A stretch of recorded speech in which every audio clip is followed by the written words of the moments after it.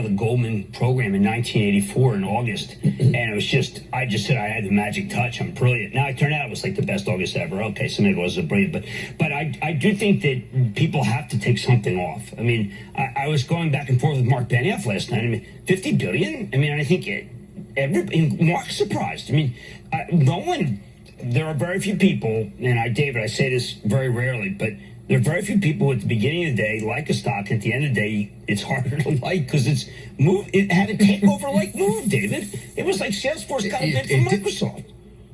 No, I mean, there's no doubt about it. It was extraordinary, and it's worth sort of focusing on again.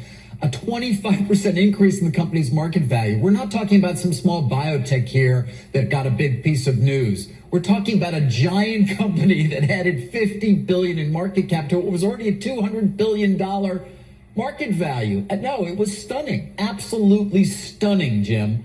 And I think to the point that you're trying to make is it goes to sort of a speculative nature of this market that we've seen. We love to see more participation. We have made the point many times that there are people who may not understand a lot, but they understand enough.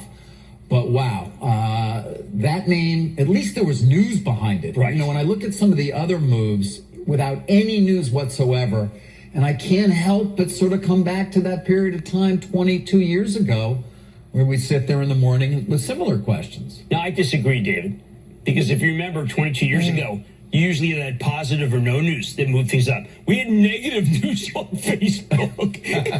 I mean, to me, this Apple versus Facebook fight is huge, okay? Gigantic for the future of apps.